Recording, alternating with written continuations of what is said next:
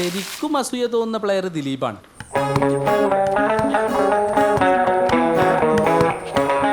പക്ഷെ അവൻ കളിക്കണമെങ്കിൽ ഓൻ തന്നെ തീരുമാനിക്കണം.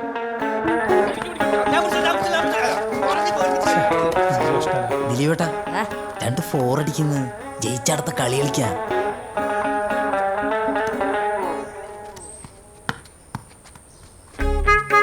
ചങ്ങായിനോട് അങ്ങനെ പറയേണ്ട വല്ല കാരണം എനിക്ക്. ഞാൻ മുട്ടി കളിക്കോ കണ്ടില്ലേ? അങ്ങനെ ഒരു സൈക്കോണ് അവൻ. പിന്നുള്ളത് സന്ദീപ്, ഗിരി, അഭിലാഷ്, അനി, കിഷോർ, കുട്ടാപ്പി. സന്ദീപിന് കളിക്കാൻ അറിയില്ല എന്നുള്ള കാര്യം സന്ദീപിനെ അറിയാത്തുള്ളൂ.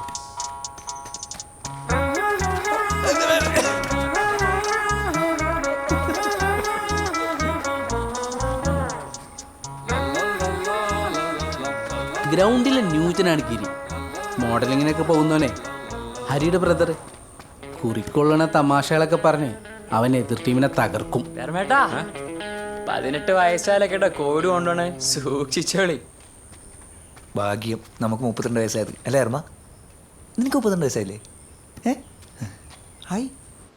അനീന്ന് പറഞ്ഞ ആത്മാർത്ഥതയാണ് ഒരു പെർഫെക്റ്റ് പ്ലെയർ.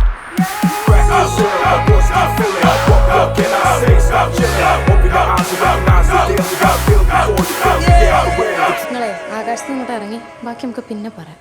അഭിലാഷിന്റെ കുടുംബം ഇവിടെ വന്നുകൂടിയവരാണ്. അതിന്റെ ഒരു ഗിഫ്റ്റില്ലായ്മ മോൻക്കുണ്ട്. പക്ഷെ അവൻ നല്ല പ്ലെയറാണ്.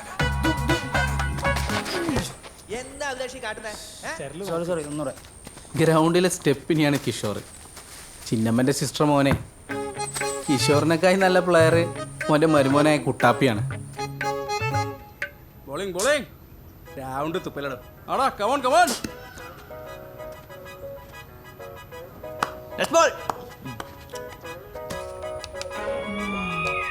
അങ്ങനെ ഒരു ലോകത്തേക്കാണ് പുതിയൊരു സ്റ്റാർ ജനിക്കുന്നത്.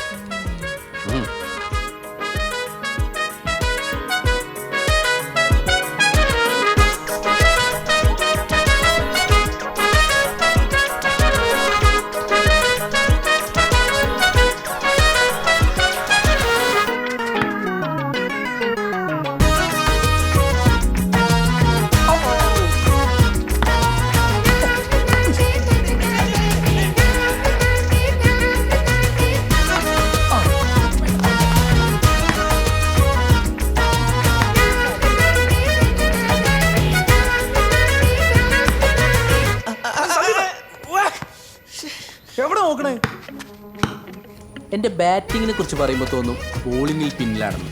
ബോളിങ്ങിനെ കുറിച്ച് പറയാത്താന്നല്ലേ. എൻ്റെ മതിൽ കെട്ടി കണക്കെയുള്ള ഫീൽഡിങ് കാരണം ഗ്രൗണ്ടിൽ എല്ലാവരും എന്നെ എന്താ വിളിക്കാന്നറിയോ?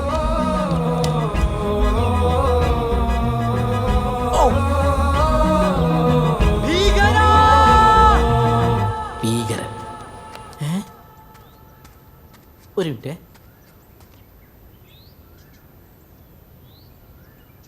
അതെ, സ്നേഹം കൊണ്ടാന്നറിയാം. എന്നാലും ആ ഭീകരാന്നുള്ള വിളി വേണ്ട കേട്ടോ. നല്ല സ്റ്റൈലിഷ് ആയിട്ടുള്ള പേരല്ലേ, ഒരു അഭിമാനല്ലേ. വേണ്ട വേണ്ട വേണ്ട വേണ്ട. എൻ്റെ ഹെലികോപ്റ്റർ ഷോട്ട് കാരണം പുതിയൊരു 4 വരെ.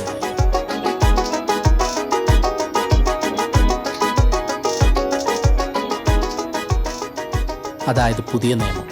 ഇതുവരെ അതുവഴി ആരും 4 അടിച്ചിട്ടില്ലായിരുന്നു. അതോടുകൂടി കണ്ടം കളിയിലെ MS ധോണി ആയില്ല ഞാൻ. അക്കൂട്ടത്തിൽ അതുവരെ ക്യാപ്റ്റനായിരുന്ന ധർമ്മനെ എൻ്റെ മിന്നും പ്രകടനം കൊണ്ട് ക്ലീൻ ബൗൾഡാക്കി താഴെ ഇറക്കി.